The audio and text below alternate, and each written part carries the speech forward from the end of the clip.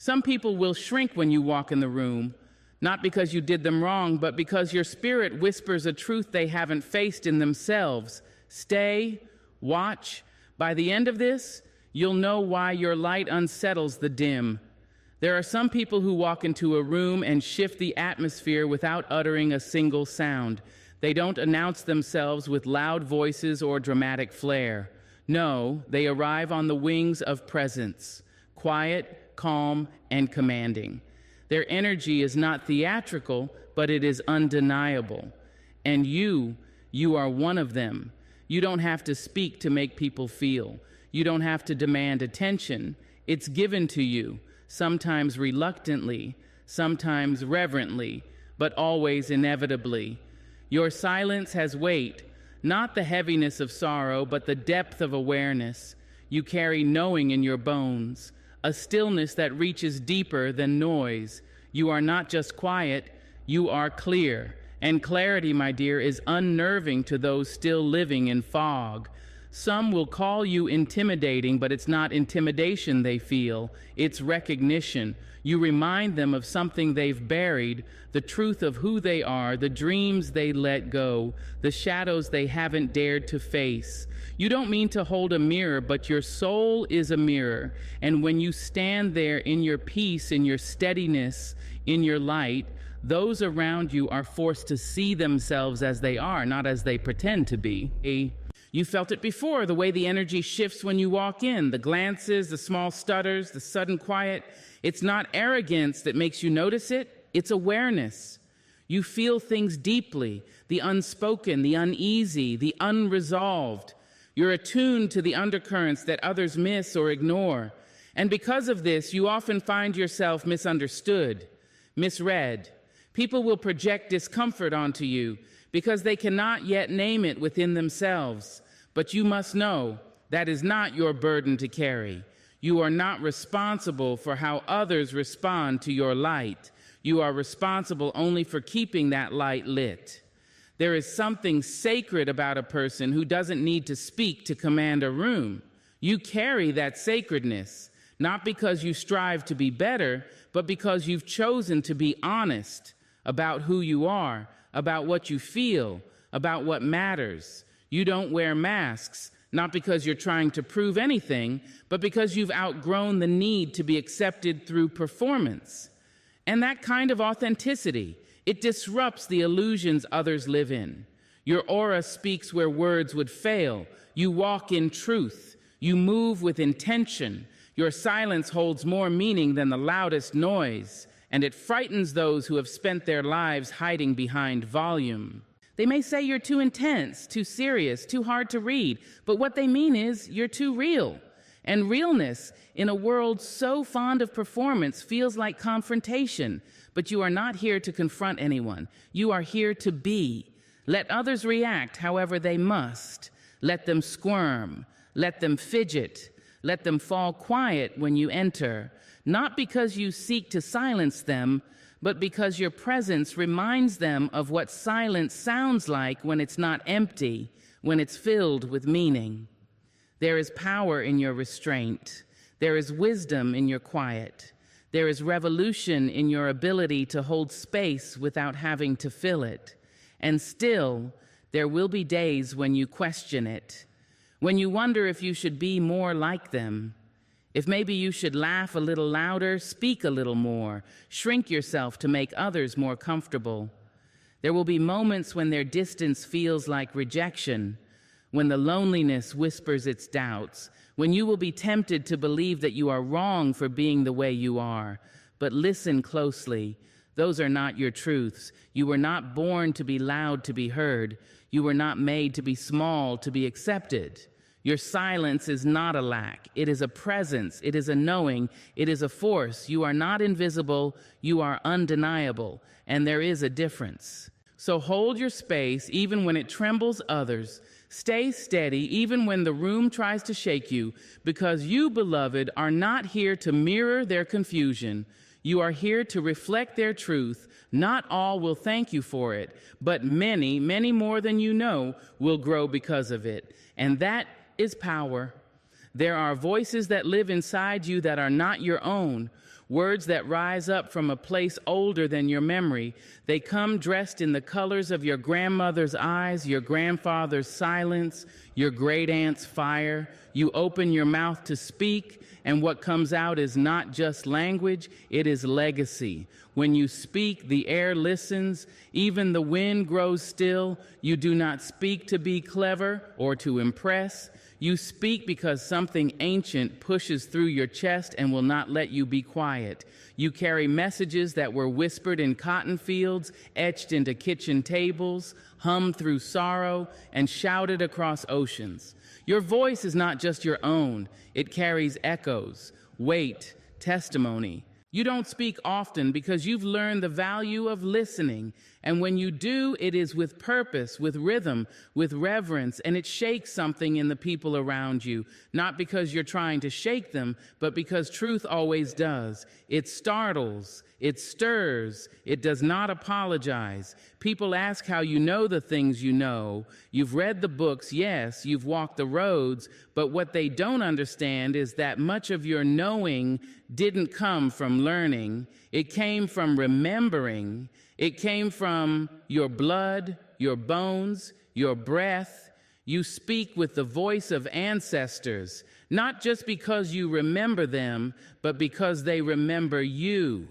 And some people won't be able to handle it. They'll say you're intense, that you take things too seriously, that you speak like you've seen too much, but you have, even if not with your own eyes. Your soul remembers every chain, every prayer, every dream deferred. You carry wisdom that was passed down in songs and stored in silence. When you walk into a room, people don't just feel your presence. They feel the weight of all those who walk with you. Their names may not be known, but their spirits ride your shoulders. Their truths live in your pauses. Their struggles lace your voice with thunder. Even when you whisper, you have been chosen as a vessel, a keeper of stories, a translator of pain into power. There is a calm in you, but also a storm. And when you speak, people feel both. Your words rise like tides, gentle enough to bathe, strong enough to pull the ground from beneath their feet. You don't try to sound wise, you simply are, because you've listened deeply, not just to people, but to silence, to nature, to time, to the ache beneath laughter and the truth beneath excuses. Some folks speak to be heard, you speak to be felt. And when people feel your words, something shifts. It may be subtle, a breath held, a gaze averted, or it may be loud, a challenge, a tear, a question long avoided.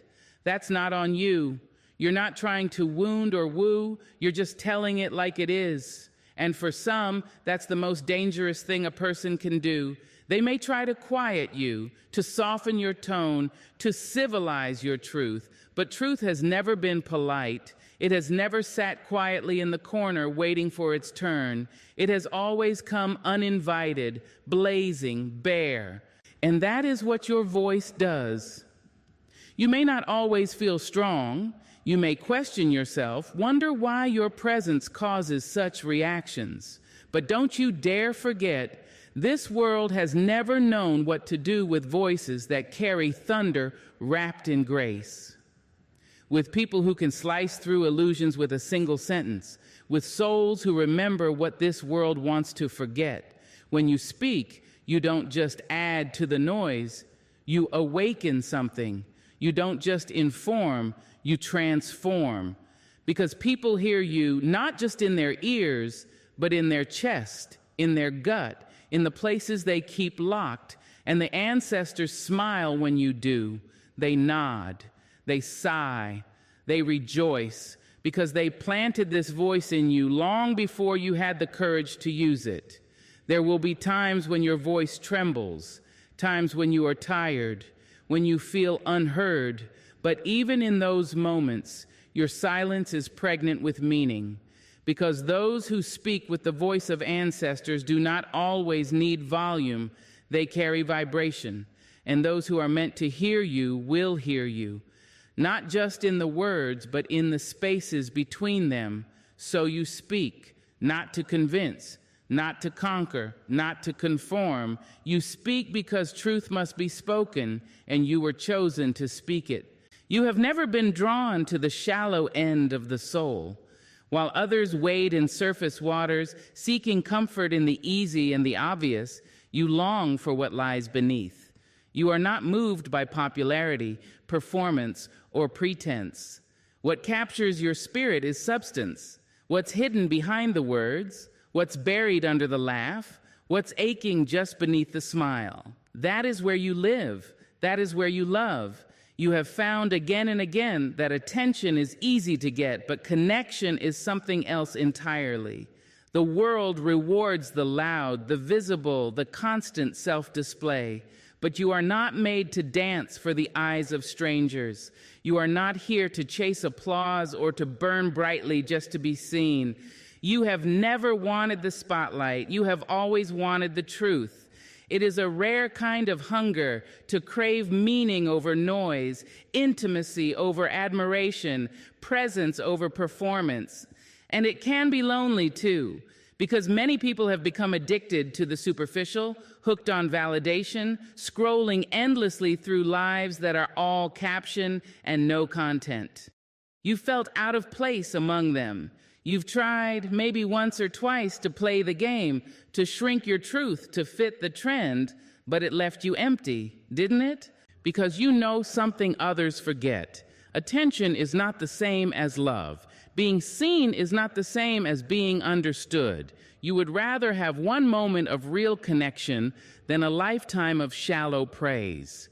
You would rather sit in silence with someone who sees you than shout in rooms where no one listens. There is a quiet strength in that, a courage in not needing to be liked by the many, but choosing instead to be known by the few. You ask questions that make people pause. You look into eyes, not just at faces. You are not interested in what someone does, but why they do it. You want to know what keeps them up at night, what memories haunt them, what dreams they still carry, even if they're afraid to say them out loud. You want the rawness, the honesty, the trembling truth, and because you seek it, you often find it. People open to you, not because you push, but because your presence tells them it's safe to fall apart. But make no mistake, this kind of depth can be unsettling to others. They may call you intense, too serious, too emotional. They may pull away, not because you did anything wrong, but because your presence makes them feel things they've long buried. Your desire for meaning threatens the mask they wear. Your refusal to play small leaves them exposed. You don't mean to confront them, but your very being does. So you've learned to walk alone sometimes, to find joy in your own company. You've learned that solitude is not the absence of people. It's the presence of self. In your quiet, you explore your own depths. You face your shadows. You celebrate your light. And in doing so, you become someone who doesn't need attention to feel alive. You carry your own fire. There's a dignity in the way you move, slow, deliberate, intentional. You don't rush to fill the silence. You don't reach for validation when doubt creeps in. You sit with it. You sift through it. And when you speak, it's with the weight of someone who has done the inner work. That is why your words land differently. That is why people remember what you say, even if they don't know why. You may not be the loudest voice in the room, but you are the one people return to when they're tired of noise. They come to you not for performance, but for presence. They come to you when they're ready to be real. And yes, there will be those who overlook you, who underestimate you because you don't clamor for attention. Let them. You don't need to be seen by everyone. You only need to be seen by those who recognize what you carry. And those who do, they stay. Because what you offer is not a show, it is sanctuary. There is no shame in wanting more than the surface. There is no weakness in craving depth in a world that rewards shallow. It takes courage to be genuine, to be vulnerable, to say, this is who I am, whether you applaud or not. And you have that courage You always have. So let others chase the light that flickers and fades. You will keep walking toward the fire that never dies, the one that burns quietly in the center of your soul, the one that doesn't need attention to exist, only truth, only depth, only you. There is a quiet power in seeing what others miss. While the world claps for the performance, you watch the space between movements. While others are distracted by the smile, you hear the tremble in the voice. You don't look to judge, but your gaze is honest. You see the truth hiding beneath the polish, the sorrow behind the sparkle, the fear behind the confidence. People wear masks. Some wear them so well, they forget they ever put them on. They laugh too loudly, speak too quickly, flatter too easily. They create images to protect themselves from pain, from shame, from being found out. But you, without effort, without force, you see. You look at them and the disguise falters. If